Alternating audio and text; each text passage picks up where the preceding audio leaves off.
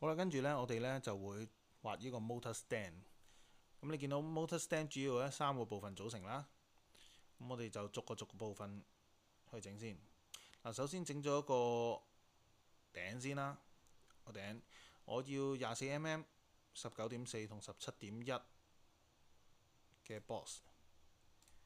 好，所以揀個 boss 出嚟，咁底24mm，然之後係19.4同17.1。19.4個高度係17.1mm，呢個 boss 就喺度啦。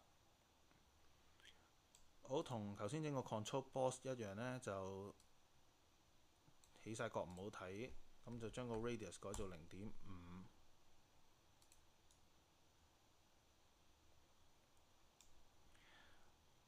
好，然之後呢，就整個空心嘅形狀出嚟啦。今次空心嗰個呢，我哋就需要20、19.4同15.1。20、19.4同埋15.1。OK， 我將兩樣嘢擺埋一齊。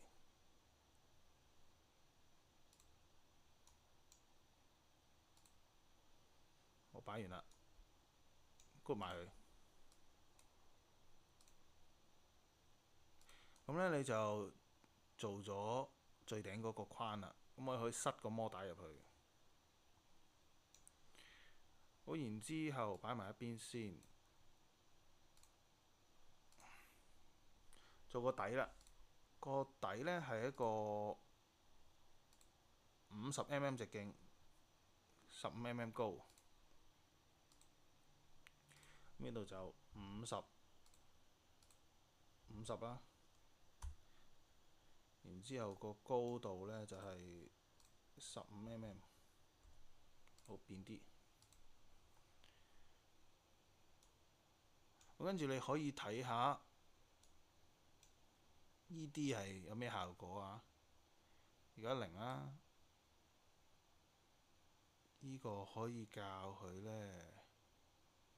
如果睇佢會將一個圓柱體收咗條邊佢，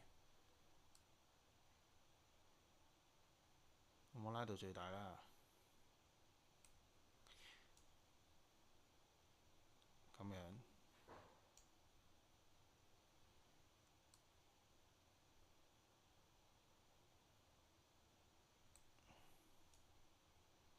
嗱，佢呢個 segment 有咩分別呢？冇 segment 呢就變咗咁嘅樣嚟㗎。有呢就好似 smooth 好多咁，佢分咗10層，好似 smooth 好多咁樣去。咁呢啲可以自己決定。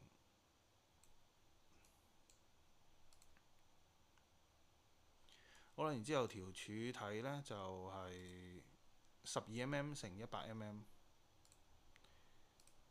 柱體，diameter 係12、12同12。好，跟住個高呢，縮翻先100。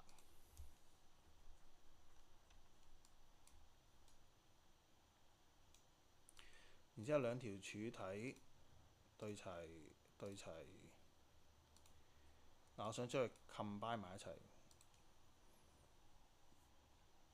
嗱，咁已經變咗一個底座啦。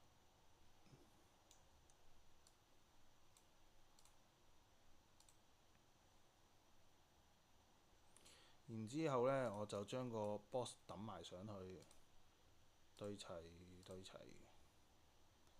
擺高啲先。好，擺高啲。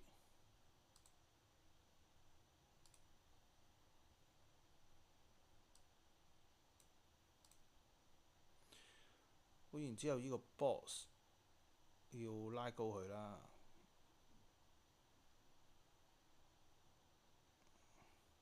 拉高佢。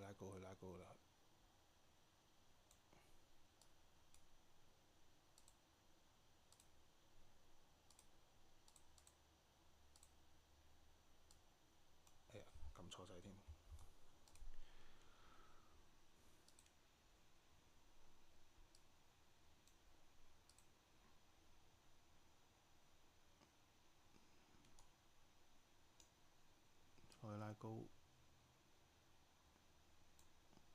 我哋而家個底離地100呢，就應該啱啱好同個圓柱嘅高一樣嘅。你可以咁樣睇一睇，應該係啱啱好掂住嘅。如果你擔心佢係掂唔住呢空心嘅話呢，你可以撳翻低佢1mm。